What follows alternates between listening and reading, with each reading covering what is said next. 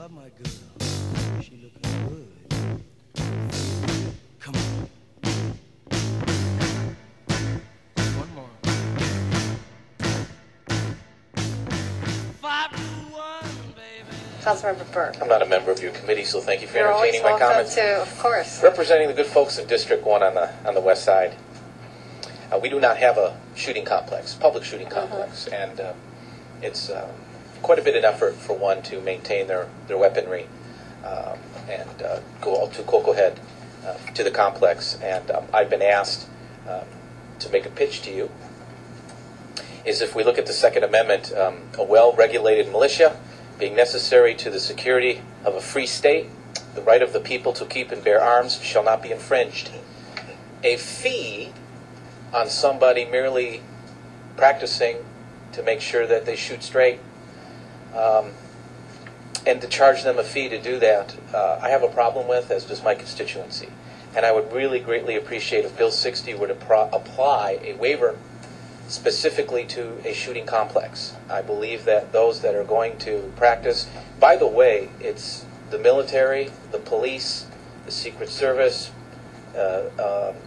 FBI, the Homeland Security, they all go to Cocoa Head because they want to hone in and sharpen their skills on their own time, because on the job it's limited. There's so much demand at a shooting complex. If we're going to apply a fee, it's a further deterrent. Yeah, come on.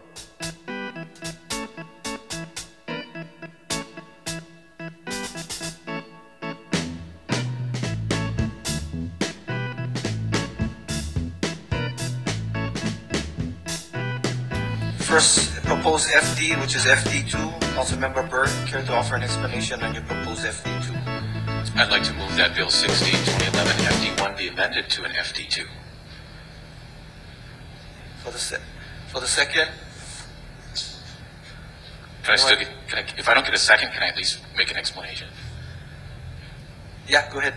I didn't get a second, but what I'd like to do is I introduced this because I believe that the Cocoa Head shooting complex, being the only place that our military, Homeland Security, police officers, folks trying to hone in on their skills for firearms, they have one place to go in my district, Council District 1, from Eva Beach to Canada Point. They have to drive all the way to Hawaii Kai area to the Cocoa Head firing range, and it's a grave expense for my constituency.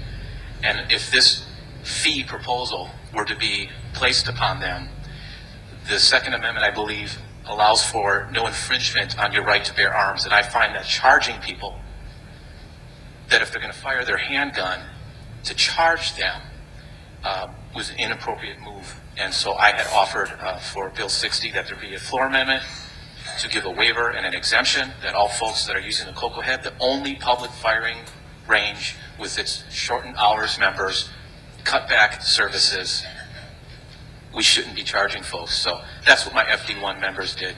It was to give everybody at Cocoa Head an exemption and a waiver from having to pay a fee. Thank you. Okay.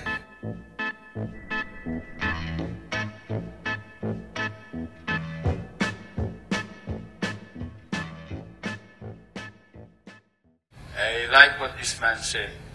We need a gun range in this area for our people from Waianae to learn to teach their children and the grandchildren how to use a gun.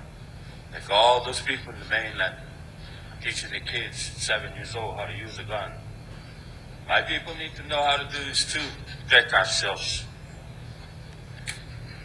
So there should not be no charge for this, for us to go and use this facility. None at all. Thank you very much. Thank you. Thank you. Questions, members? Councilmember Burke. Would you consider a waiver to Cocoa Head in your proposal? I would consider it. As a matter of fact, I am going to the neighborhood board meeting this Saturday. I was asked to attend, so I am attending. And can you clarify, is it $15 per period of duration or per hour? It's per hour. And that could be applied to an individual as well as to the group?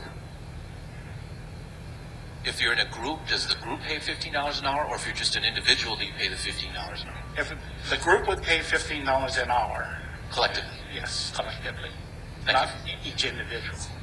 But if you are an individual and you're And not want exclusive use of the park, then you would have to pay $15 per hour. per hour, yes. Thank you for that. HALE. Aloha, Board, Council members. I would just like to state that the imposition of the fee, $15 an hour, basically, in effect, what that does, it limits the free exercise of the Second Amendment. Putting that kind of a restriction effectively reduces that free expression. Something has got to be put in place with any kind of fee structure. Thank you. Did you give your name for the record? Yeah. My name is Jack DeFeo. I'm a resident of Makaha. Councilmember Burke, go ahead. Just going to give you a heads up that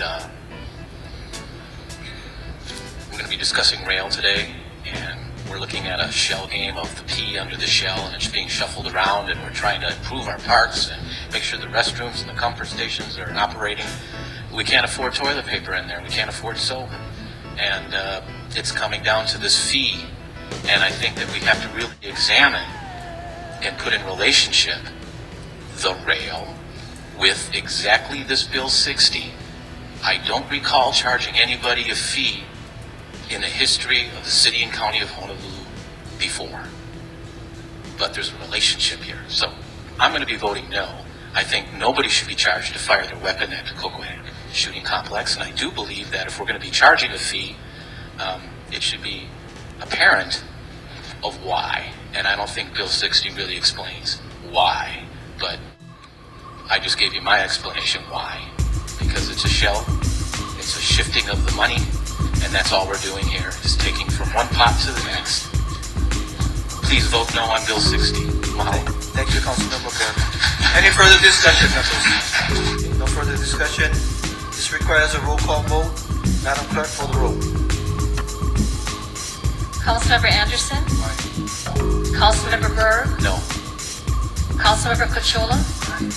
Councilmember Gabbard? Councilmember Garcia? Councilmember Harimoto?